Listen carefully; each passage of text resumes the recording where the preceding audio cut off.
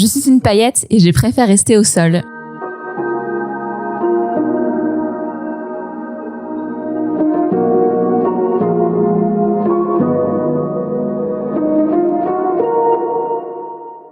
Julia est phobique déjà, voilà. Première chose. Mais pas comment avant même de dire comment t'as découvert cette phobie? Parce qu'une phobie normalement c'est un truc qui est un peu irrationnel et inexplicable. Oui, que les autres ne comprennent pas forcément. Ouais, c'est ça. Alors en fait, moi je prends l'avion depuis je ne sais pas quel âge, mais depuis toute petite. Ouais. Parce que à chaque vacances scolaires, avec mes parents, on partait en vacances, on partait beaucoup en Afrique, en Asie. Ok. Donc, j'ai beaucoup voyagé. Donc long courrier en plus. Toujours long courrier. Très bien. Toujours. Hein, tant qu'à faire.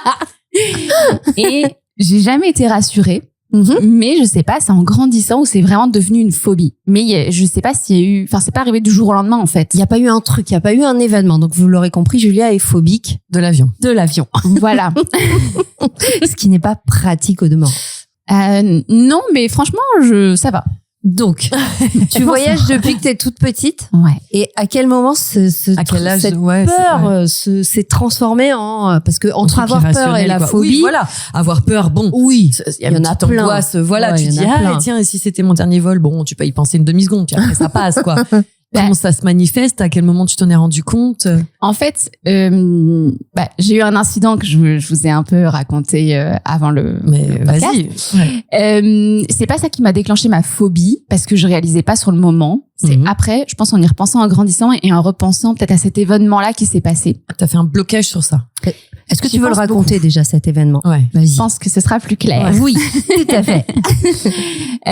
Donc j'avais 10-12 ans, quelque chose comme ça. J'ai redemandé des précisions à mes parents parce que je me souviens plus de grand chose. Okay. Du coup, j'en ai reparlé avec eux pour avoir plus de détails à vous raconter. Donc, je partais avec mes parents, ma sœur et un de mes frères. L'autre était resté chez nous parce que il aime pas l'avion. Donc d'accord, donc c'est de famille. Okay. Il y a un truc il y a un truc dans le sang, hein. Il y a un truc. Ouais. Donc lui était resté et donc moi forcément à 10-12 ans, je peux pas dire non, moi je reste aussi. Donc du coup, on prend l'avion pour la Malaisie, Kuala Lumpur, et de Kuala Lumpur, on prend un autre vol vers une île, je crois que c'est Langkawi. Langkawi. Ouais. Et dans un avion, donc mes parents m'ont dit c'était 3 sièges à gauche et à droite. Ok, les petits, les petits avions, d'accord. Mais c'était pas un tout petit non plus. Oui, ça va. Oui, si c'est arrangé, on est bien. Pour les gens, par exemple, tu fais un Bordeaux-Paris, c'est ça? C'est à peu près ces avions que t'as. Voilà. Et je me souviens que c'était quand même découpé en plusieurs parties avec des rideaux qui ferment les compartiments, on va dire, voilà. Et donc c'était un jour, il y avait de l'orage. Il faisait assez sombre dehors. Enfin vraiment, c'était nuages noirs. Enfin voilà, un peu flippant. Et évidemment, la foudre a frappé sur l'avion. Oh oui. Ouais. Donc ça arrive.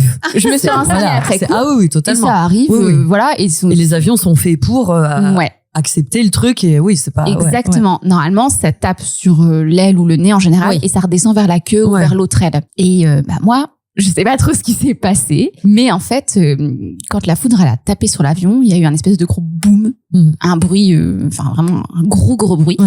Et j'ai vu une espèce de boule blanche de la taille de un visage ou un ballon de foot, quelque chose un peu comme ça, dans l'avion. Et donc moi, je n'ai que cette image-là en tête. La boule un peu en lévitation, mais pas collée au plafond, mais à l'intérieur de l'avion. Ouais, à l'intérieur de l'avion. C'est flippant quand même, hein. Un peu, légèrement, Du coup, j'ai demandé à mes parents les précisions, et en fait, donc ils m'ont expliqué que à ce moment-là, il y a tout le monde qui a crié. Tu m'étonnes. Évidemment. Mes parents ont vu la boule, mon frère, ma sœur aussi. Mais quand on a discuté, on s'est rendu compte qu'on a tous vu un endroit différent. Okay. Donc ça veut dire qu'elle bougeait. Ouais.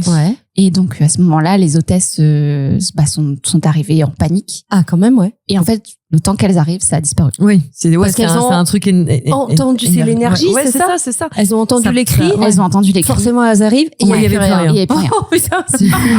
Donc c'est pas une hallucination collective, il s'est vraiment passé quelque chose, ça existe. C'est des choses quand la foudre tape comme ça, même là dans la rue, ça peut arriver, ça crée une espèce de boule d'énergie comme ça qui se matérialise et qui disparaît. Incroyable. C'est ça, et ça s'appelle la foudre en boule. Ouais. C'est très clair. En même temps, voilà. Foudre en boule, ok. Donc dans un avion, une foudre. Sachez que vous pouvez avoir une foudre en boule. Ouais, alors c'est super rare et j'ai essayé de faire des recherches, surtout quand il y a ChatGPT tout de suite, je me suis dit bah oui, c'est le moment. T'avais plus de chances de gagner à l'euro-million que de voir ça en vrai. Je sais pas les statistiques, mais franchement c'est pas du tout. Enfin c'est un phénomène même pas dans un avion en fait. C'est un phénomène hyper rare et je crois qu'il y a aucune vidéo qui prouve que ça existe. Juste des témoignages. C'est incroyable. C'est fou. Mais sur le moment, tu t'as pas flippé. Pas plus que ça. Je sais pas si c'est mon cerveau qui a fait en sorte que j'oublie un peu tout ce qui s'est passé, que je me rappelle juste de cette boule. Mais ouais, en fait, j'ai pas trop de souvenirs. Et je pense que j'ai fait un espèce de blocage. Un petit déni, ça n'a pas existé. Bon, c'est pas grave, quoi. Voilà. Et en fait, après, à l'école, j'étais trop contente de raconter à mes amis. J'ai vu la boule dans l'avion, c'est trop bien. J'avais quand même peur, mais ça me fait une histoire cool à raconter. Mais est-ce que tes parents, eux, ont eu peur quand ils ont vu ça ou c'était vous, les enfants? Parce que quand même... Ils étaient surpris, mais quand on en reparle aujourd'hui, ils me disent pas qu'ils ont eu peur. Ok. Ils l'ont vécu, quoi. Ouais, voilà. Mes parents continuent à prendre l'avion tout le temps. Donc ça les a vraiment pas traumatisés. Pas du tout. Alors que toi, ça laisse une trace. Ouais. Mais sur le moment, tu t'en rends pas compte. Tu rentres, tu racontes ton anecdote. Ouais, j'ai vécu un truc de dingue. Ouais, c'est ça. Et bon, après, il y en a qui me croyaient, il y en a qui me croyaient pas, évidemment. Bien sûr, normal. Mais voilà. Et en fait, donc, je continue à prendre l'avion après, toujours avec cette appréhension. Mais de juste l'appréhension de revoir la boule, ou tu commençais à avoir peur d'autre chose? Pour ta sécurité. Je commençais à avoir peur d'autre chose. Ouais. Pas la boule. En fait, c'est vrai que j'ai jamais eu peur de revivre ce truc-là. Je me suis pas rendu compte jusqu'à là aujourd'hui.